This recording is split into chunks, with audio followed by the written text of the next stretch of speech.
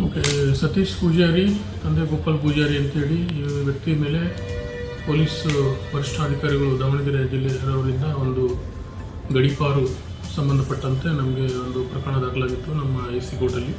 ಅದರ ಭಾಗವಾಗಿ ಪೊಲೀಸ್ ಕಾಯ್ದೆ 1963 ಸೆಕ್ಷನ್ 55 ಮತ್ತು ಸೆಕ್ಷನ್ 58 ಅನುಸಾರ ನಾವು ವಿಚಾರಣೆ ಕೈಗೊಂಡು ಆ ವ್ಯಕ್ತಿಯನ್ನು ನಾವು ಬೀದರ್ ಜಿಲ್ಲೆಯ ಮಂಟಾಳ ಒಂದು ಪೊಲೀಸ್ ಠಾಣಾ ವ್ಯಾಪ್ತಿಗೆ ಗಡೀಪಾರು ಮಾಡಿ ಆದೇಶ ಮಾಡಲಾಗಿದೆ. ದಿನಾಂಕ 22/9/2025 ನಾವು ಗಡೀಪಾರು ಆದೇಶ ಮಾಡಿದ್ದೀವಿ.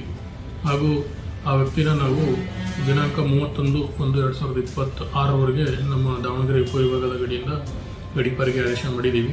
ಆತನ ಮೇಲೆ ಹಲವಾರು ಪ್ರಕರಣಗಳು ದಾಖಲಾಗಿದ್ದವು. ಅದರಲ್ಲಿ ದಾವಣಗೆರೆ ವಿವಿಧ ಪೊಲೀಸ್ ಠಾಣೆಗಳಲ್ಲಿ KTJ ನಗರ ಮತ್ತು ಇನ್ನಿತರ ಎಲ್ಲ ನಗರದ ಪೊಲೀಸ್ ಠಾಣೆ ಲಿಮಿಟಲ್ಲಿ ಅವರಿಗೆ ಪ್ರಕರಣ ದಾಖಲಾಗಿತ್ತು. ಹಲವಾರು ಇನ್ನೂ ಕೂಡ ವಿಚಾರಣಾ ಹಂತದಲ್ಲಿದ್ದಾವೆ ಹಲವಾರು ಪ್ರಕರಣಗಳಲ್ಲಿ. ಹಾಗಾಗಿ ಪೊಲೀಸ್ ವರಿಷ್ಠಾಧಿಕಾರಿಗಳ ಮತ್ತು ಪೊಲೀಸ್ ಡಿಪಾರ್ಟ್ಮೆಂಟಿಂದ ಏನು ಪ್ರಪೋಸಲ್ ಇತ್ತು ಅದರ ಬಗ್ಗೆ ನಾವು ಹಿಯರಿಂಗ್ ಮಾಡಿ ಆದೇಶವನ್ನು ಮಾಡಿದ್ದೀವಿ. ಆತನ್ನು ನಮ್ಮ ದಾವಣಗೆರೆ ಉಪವಿಭಾಗದ ಗಡಿಯಿಂದ ಆತನ್ನು ಬೀದರ್ ಜಿಲ್ಲೆಗೆ ನಾವು ಗಡೀಪಾರು ಮಾಡಿ ಆದೇಶ ಮಾಡಿದ್ದೀವಿ.